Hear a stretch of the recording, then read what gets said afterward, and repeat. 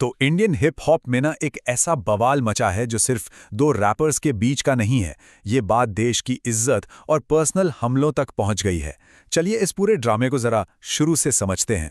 तो आज हम इस पूरे मामले को ना एक एक करके समझेंगे। हम देखेंगे कि कैसे एक पिन किए हुए कमेंट से ये पूरा मामला शुरू हुआ, फिर कैसे ये देश पर हमले तक पहुंचा, औरतों के सम्मान की बात आई, एमिवे ने क्या एक्शन लिया, और हाँ, इन सब के बीच एक और बड़ी जंग की तैयारी कैसे चल रही थी। तो ये सब शुरू कहाँ से हुआ? यकीन मानिए, इस पूरे हंगामे की जड़ ना सोशल मीडिया पर बस एक छोटा सा कमेंट है। सीन कुछ ऐसा है कि यूएस के रैपर लैज़रस की एक पोस्ट पे किसी फैन ने कुछ लिख दिया। अब देखिए, कमेंट्स तो आते जाते रहते हैं, पर असली तूफान तब आया जब लैज़रस ने उस कमेंट को पिन कर दिया। ये कमेंट सीधे सीधे एमिवे के फैंस को टारगेट कर रहा था। पर बात सिर्फ इतनी नहीं थी। इसमें एक लाइन ऐसी थी जिसे सुनकर कई लोगों को लगा कि यह सिर्फ एमिवे का नहीं बल्कि पूरे भारत का अपमान है। अब जब बात इतनी बढ़ गई तो एमिवे का रिएक्शन तो आना ही था, लेकिन उनका जवाब सिर्फ एक रैप बीफ वाला जवाब नहीं था। उन्होंने इस बात को बहुत पर्सनल लिया और इसे सीधे सीधे अपने देश पर हमला मान लिया। उस कमेंट में जो चाय वाली बात थी ना, वो सबसे ज्यादा चुभने वाली थी। ये सिर्फ चाय का जिक्र नहीं था, बल्कि 2019 के उस बेहद सेंसिटिव मिलिट्री इंसिडेंट की तरफ एक इशारा था जिसमें भारतीय पायलट अभिनंदन वर्धमान शामिल थे। और बस इसी रेफरेंस ने आग में घी डालने का काम किया। इसके बाद एमिवे लाइव आए और उन्होंने एकदम साफ साफ कह दिया, अगर कंट्री वर्सेस कंट्री खेलना है तो वो भी पूरी तरह तैयार हैं। मतलब मामला आप पर्सनल बीफ से बढ़कर देश की इज्जत का बन चुका था। उन्होंने लैज़रस को एक तरह से याद दिलाया कि अमेरिकन आर्टिस्ट्स को यहाँ की ऑडियंस की कितनी ज्यादा जरूरत है। उन्होंने साफ कहा कि भारत बहुत बड़ा और शक्तिशाली है और इस तरह की बेइज्जती बिल्कुल बर्दाश्त नहीं की जाएगी।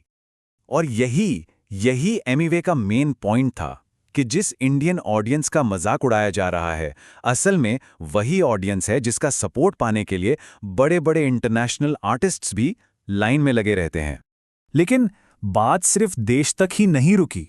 एक और लाइन क्रॉस हुई जिसे एमिवे ने हिप हॉप के अनरिटन रूल्स का सबसे बड़ा उल्लंघन माना, और वो था औरतों को बीच में लाना।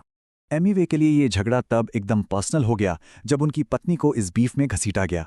उनके हिसाब से ये अब कोई रैप बैटल नहीं बचा था, ये सीधा सीधा इज्जत पर हमला था। उन्होंने अपना स्टैंड बिल्कुल क्लियर कर दिया। कहा कि बीफ में औरतों को टारगेट करना नामर्दों का काम है, और ये चीज़ उन्होंने इंडिया में कभी प्रमोट नहीं की। उनका मानना था कि एक औरत पर हमला मतलब सब औरतों पर हमला। देश और परिवार पर हुए इस हमले के बाद एमिवे सिर्फ गुस्से में नहीं थे, वो एक्शन मोड में आ चुके थे। उन्होंने सिर्फ अपनी बात नहीं रखी, बल्कि अपने पूरे फैन बेस को भी साथ आने को कहा। और उन्होंने अपने फैंस को एक बड़ा क्लियर 2 स्टेप प्लान दिया।